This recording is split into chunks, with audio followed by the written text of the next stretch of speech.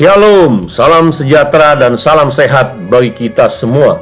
Kita berjumpa kembali dalam Setetes Embun Pagi, episode 65.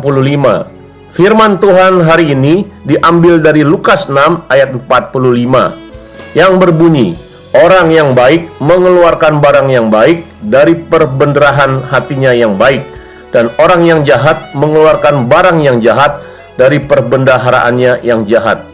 Karena yang diucapkan mulutnya meluap dari hatinya. Saudara, perbendaharahan adalah tempat menyimpan barang-barang berharga. Perbendaharahan hati ibarat sebuah hard disk di dalam sebuah komputer. Semua data-data yang disimpan di dalam hard disk akan keluar di layar monitor pada saat komputer tersebut digunakan. Jika isinya hal-hal yang tidak baik, maka yang keluar di monitor tidak baik juga. Demikian sebaliknya. Perbendaharahan hati adalah pikiran bawah sadar manusia. Di dalam buku Transformasi Hati by Eddie Leo mengatakan pikiran manusia dibagi dua, yaitu pikiran bawah sadar dan pikiran sadar.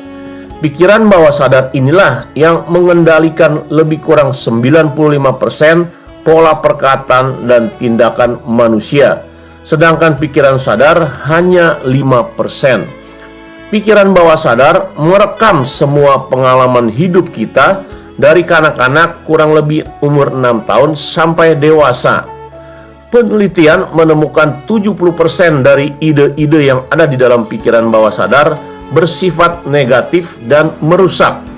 Tuhan Yesus mengatakan bahwa apa yang diucapkan lewat lidah, perkataan berasal dari perbendaharahan hati. Dan itu yang menajiskan orang dalam Markus 7 ayat 20-23. Dan semua itu harus dipertanggungjawabkan pada hari penghakiman.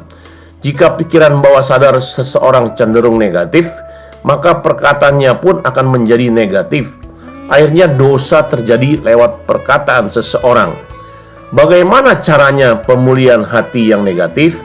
Pertama, dengan keterbukaan, yaitu pikiran negatif atau dosa, lewat sharing kepada seseorang, atau introspeksi diri akan masa lalu yang dicurahkan lewat tulisan dan lain-lain.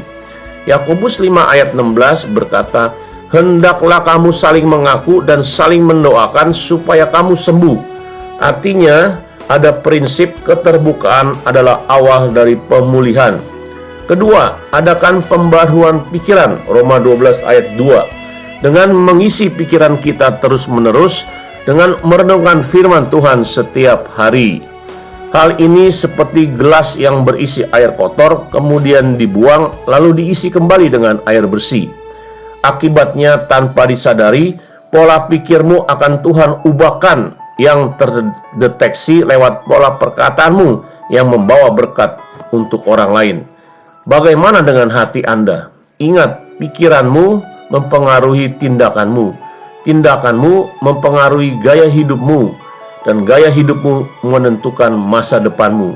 Tuhan Yesus memberkati. Mari kita berdoa. Terima kasih Tuhan, hari ini kami diingatkan ada banyak dosa lewat perkataan tindakan berasal dari hati atau pikiran kami. Tuhan, tolong kami terbuka dan mengisi hati kami dengan firman-Mu supaya perbendaharahan hati kami berisi hal yang positif. Terpujilah namamu dalam nama Yesus. Haleluya. Amin.